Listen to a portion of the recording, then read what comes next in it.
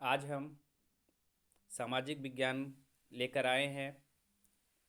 Top 48 प्रश्न objective, जो कि बिहार स्कूल एग्जामिनेशन बोर्ड के अंतर्गत ये प्रश्न पूछा जाता है क्लास 10th के लिए।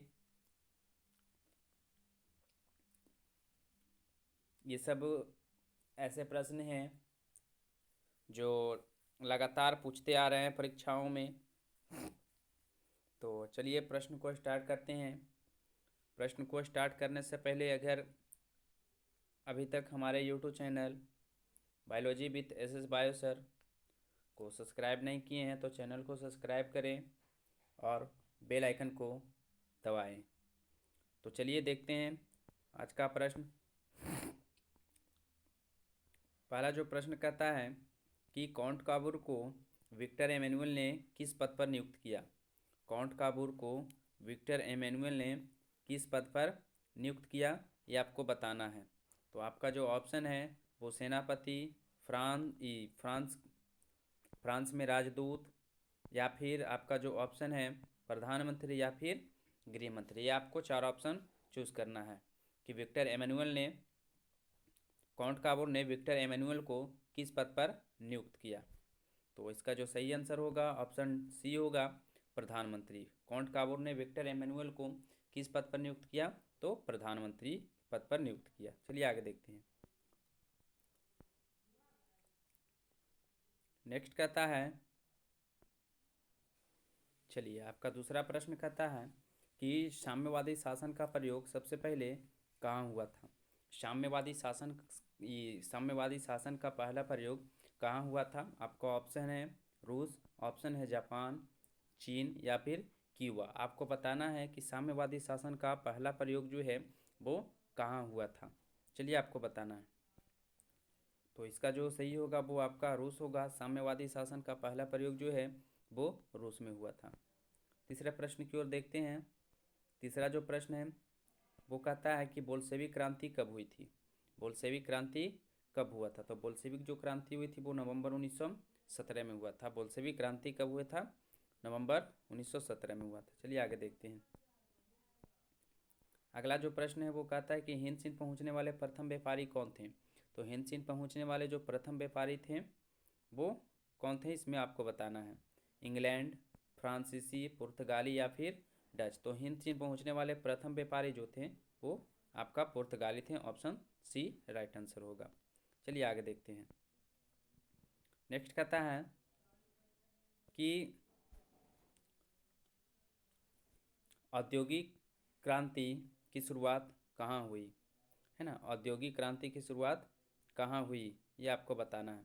तो ये जो औद्योगिक क्रांति हुआ था ये सबसे पहले इंग्लैंड में हुआ था। कहाँ हुआ था, इंग्लैंड में हुआ था औद्योगिक क्रांति। चलिए आगे देखते हैं। नेक्स्ट कहता है कि द्वितीय महायुद्ध के बाद यूरोप में कौन सी संस्था का उदय आर्थिक दुष्प्रभावों को समाप्त करने के लिए हुआ, है ना। द्वितीय विश्व युद्ध की अगर हम बात करें तो ये 1939 से 1945 तक चला था, है ना। द्वितीय विश्व युद्ध। अगर प्रथम विश्व युद्ध की बात करें तो ये जो है 1914 से लेकर 1918 तक चला था द्वितीय विश्व युद्ध, है ना। तो यहाँ पे कह रहा है कि द्वितीय महायुद्ध के बाद यूरोप में कौन सी संस्था का उदय आर्थिक दुष्प्रभावों को समाप्त करने के लिए हुआ था। तो ये जो है आपका ये होगा आपका यूरोपीय संघ। क्या होगा, यूरोपीय संघ, ऑप्शन डी। नेक्स्ट कहता है कि पाटलिपुत्र किसके समय में मगध की राजधानी बनी। पाटलिपुत्र किसके समय में मगध की राजधानी बनी। तो ये जो है उदायन की समय में, है ना। पाटलिपुत्र किसके समय में मगध की राजधानी बनी थी, तो उदायन की राज्य में। चलिए आगे देखते हैं। नेक्स्ट कहता है कि गिरमिटिया मजदूर किसे कहा जाता है। गिरमिटिया मजदूर जो है वो आपका एक प्रकार की अनुबंधित मजदूर है। अनुबंधित मजदूर को गिरमिटिया मजदूर भी कहा जाता है। और बता देते हैं कि ये गिरमिटिया मजदूर जो है बिहार के पश्चिमी क्षेत्र से आते थे। कहाँ से आते थे, बिहार के पश्चिमी क्षेत्र से आते थे गिरमिटिया मजदूर। बिहार के पश्चिमी क्षेत्र से भेजे जाते थे गिरमिटिया मजदूर। चलिए आगे देखते हैं। नेक्स्ट कहता है कि विश्वव्यापी आर्थिक संकट किस देश में आरंभ हुआ। विश्वव्यापी आर्थिक संकट जो है वो अमेरिका में हुआ था। विश्वव्यापी आर्थिक संकट का प्रभाव जो है कहाँ देखने को मिला था, अमेरिका में मिला था। नेक्स्ट कहता है कि गुटेनबर्ग का जन्म किस देश में हुआ था। गुटेनबर्ग का जो जन्म है वो किस देश में हुआ था आपको बताना है। तो गुटेनबर्ग का जो जन्म हुआ था वो आपको ऑप्शन डी जर्मनी में हुआ था। चलिए आगे देखते हैं। नेक्स्ट है कि किसने कहा था हमारे पास पेट भरने के लिए बहुत कुछ है लेकिन पेटी भरने के लिए नहीं। आपको बताना है कि किसने बताया कि हमारे पास पेट भरने के लिए बहुत कुछ है लेकिन पेटी भरने के लिए नहीं। चलिए बताइए आप लोग। आपका ऑप्शन है सुभाष चंद्र बोस, लाला लाजपत राय, महात्मा गांधी या फिर डॉक्टर राजेंद्र प्रसाद। आपको बताना है कि कौन बताए थे, है ना। तो चलिए देखते हैं।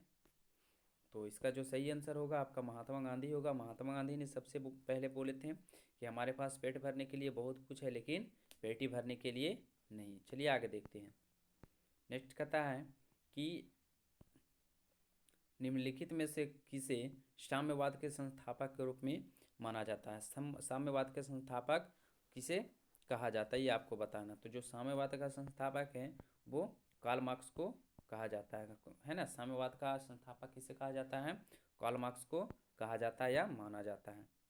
नेक्स्ट कहता है कि सामंती व्यवस्था से हटकर किस प्रकार की शहरी व्यवस्था की प्रवृत्ति बढ़ी। सामंती व्यवस्था से हटकर किस प्रकार की व्यवस्था की प्रवृत्ति बढ़ी। तो ये जो है आपका प्रगतिशील प्रवृत्ति बढ़ी, है ना, प्रगतिशील प्रवृत्ति। नेक्स्ट क्या कहता है, नेक्स्ट कहता है कि वाष्प चालित इंजन का आविष्कार किसने किया था। वाष्प चालित इंजन का जो आविष्कार है वो किसने किया था ये आपको बताना है।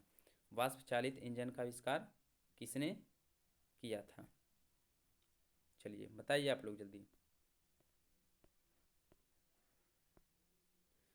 चलिए तो ये कहता है कि वाष्प चालित रेल इंजन का आविष्कार जो किया था वो आपका ऑप्शन सी हो जाएगा। यहाँ पे सी छूट गया है ना। जॉर्ज स्टीफेंसन ने किया था वाष्प चालित इंजन का आविष्कार। चलिए आगे देखते हैं।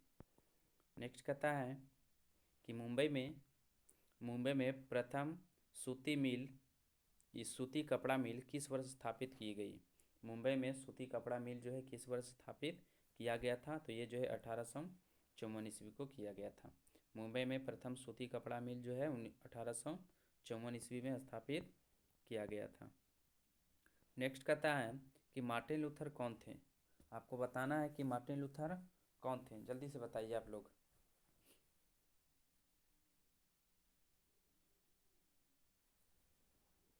आपको बताना है कि मार्टिन लूथर कौन थे।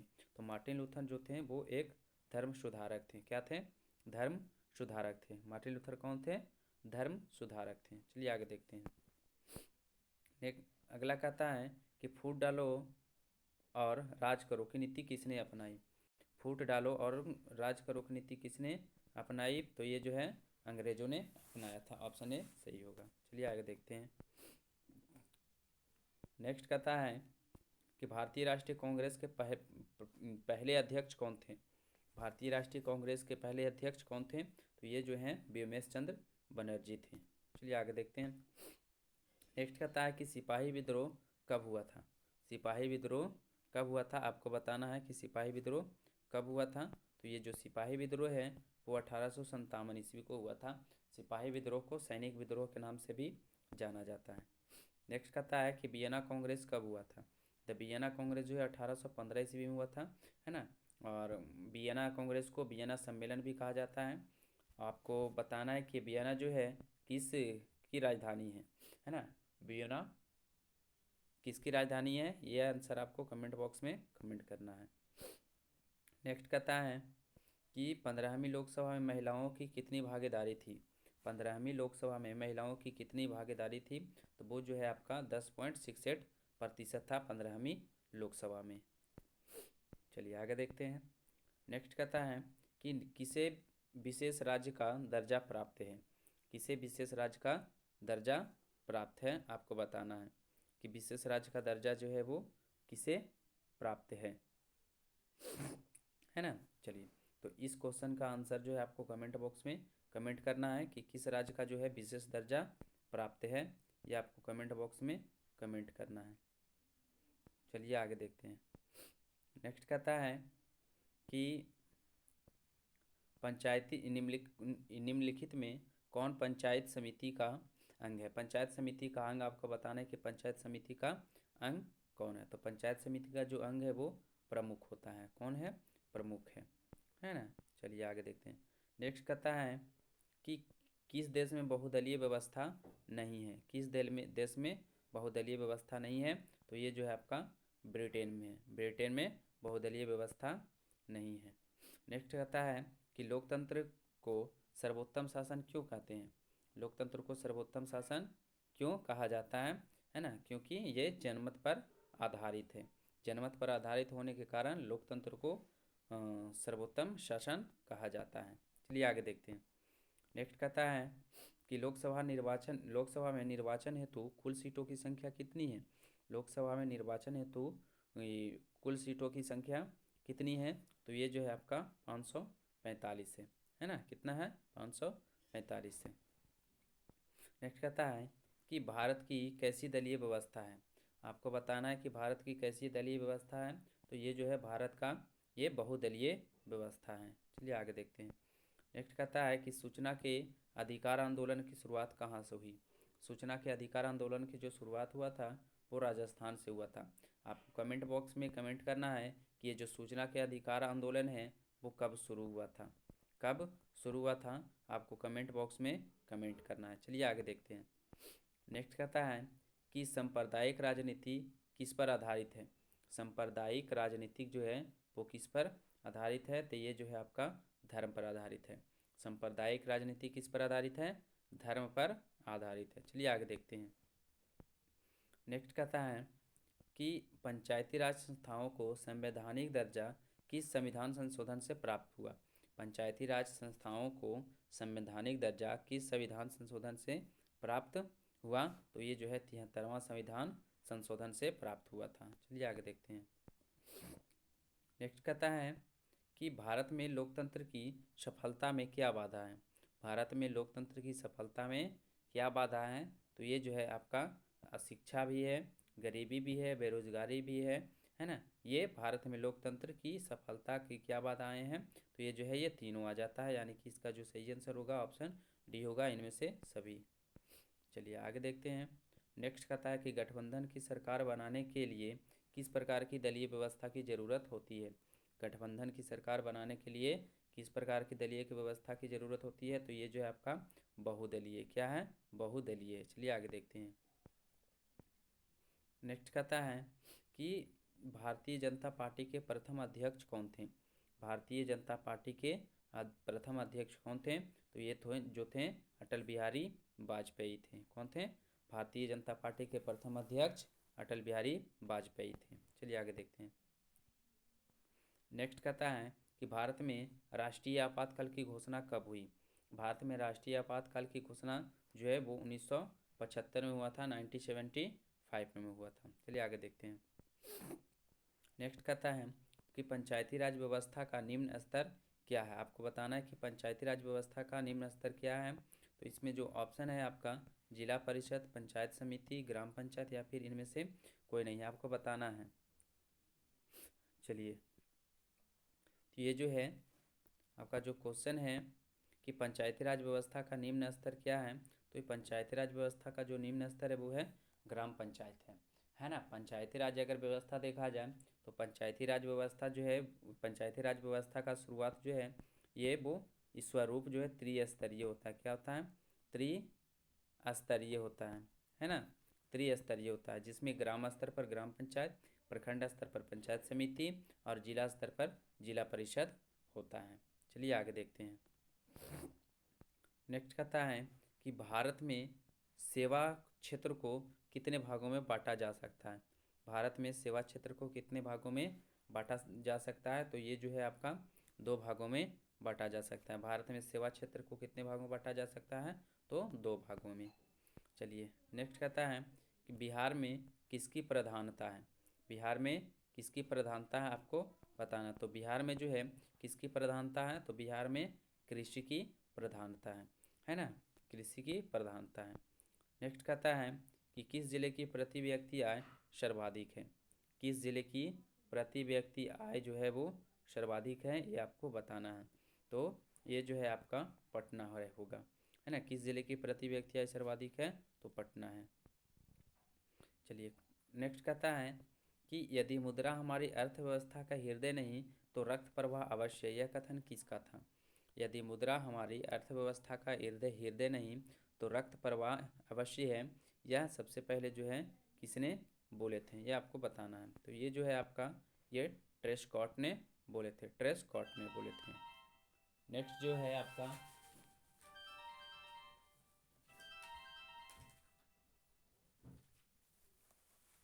है आपका वो कहता है कि राष्ट्रीय उपभोक्ता हेल्पलाइन नंबर क्या है। राष्ट्रीय उपभोक्ता हेल्पलाइन नंबर जो है क्या है, तो राष्ट्रीय उपभोक्ता, अगर उपभोक्ता को किसी भी प्रकार का शिकायत करना है तो ये जो है राष्ट्रीय उपभोक्ता हेल्पलाइन नंबर 1800111400 पर शिकायत कर सकता है ना। राष्ट्रीय उपभोक्ता हेल्पलाइन नंबर जो है आपका 180011 और 4000 है। चलिए आगे देखते हैं। नेक्स्ट कहता है कि आर्थिक विकास का तीसरा क्षेत्र क्या है। आर्थिक, आपको बताना है कि आर्थिक विकास का जो है तीसरा क्षेत्र क्या है। तो आर्थिक विकास का जो तीसरा क्षेत्र है वो है सेवा क्षेत्र। अगर बोलिएगा कि आर्थिक विकास का पहला क्षेत्र क्या है, तो पहला क्षेत्र जो है वो कृषि क्षेत्र है ना। पहला क्षेत्र क्या है, कृषि क्षेत्र है। अगर दूसरा क्षेत्र पूछे तो दूसरा क्षेत्र जो है वो औद्योगिक क्षेत्र है ना, उद्योग क्षेत्र है। चलिए आगे देखते हैं। नेक्स्ट कहता है कि भारत की राष्ट्रीय आय सर्वप्रथम अनुमान किसने लगाया। भारत का राष्ट्रीय आय जो है सबसे पहले अनुमान किसने लगाया, ये आपको बताना है। तो ये जो है सबसे पहले दादा भाई नौरोजी ने लगाए थे। चलिए आगे देखते हैं। नेक्स्ट कहता है कि दीर्घकालीन ऋण प्रदान करने वाली संस्था कौन सी है।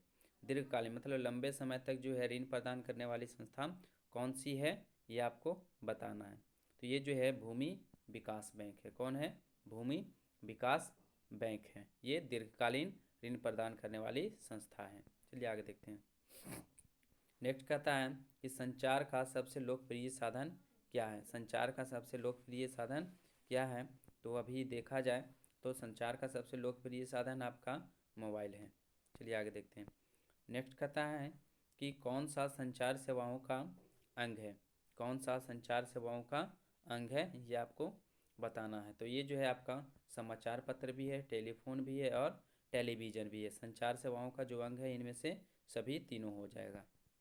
चलिए आगे देखते हैं। नेक्स्ट कहता है कि मानवीय पूंजी निर्माण का मुख्य घटक क्या है। मानवीय पूंजी निर्माण का मुख्य घटक क्या है, तो ये जो है आपका ये मानवीय पूंजी का मुख्य घटक जो है आपका सेवा भी हो जाएगा, आवास भी हो जाएगा और आपका शिक्षण एवं प्रशिक्षण हो जाएगा, यानी कि इनमें से सभी हो जाएगा। अगला जो कहता है कि वैश्वीकरण का क्या अर्थ है ना। वैश्वीकरण का क्या अर्थ है, तो वैश्वीकरण का जो अर्थ है विश्व अर्थव्यवस्था से समन्वय, यानी कि विश्व अर्थव्यवस्था से तालमेल मिलता जुलता है, वैश्वीकरण का मुख्य अर्थ है। आज का लास्ट प्रश्न है, कहता है कि अर्थव्यवस्था के किस क्षेत्र से हरित क्रांति संबंधित है। अर्थव्यवस्था से के किस क्षेत्र से हरित क्रांति संबंधित है, तो ये जो हरित क्रांति कृषि से है और प्राथमिक कृषि क्षेत्र को प्राथमिक क्षेत्र भी कहा जाता है। ऑप्शन ए जो है ये सही है। तो चलिए आज का प्रश्न यहीं लास्ट होता है, फिर हम अगले वीडियो लेकर आएंगे आप लोग के सामने। तब तक के लिए जय हिंद, जय भारत।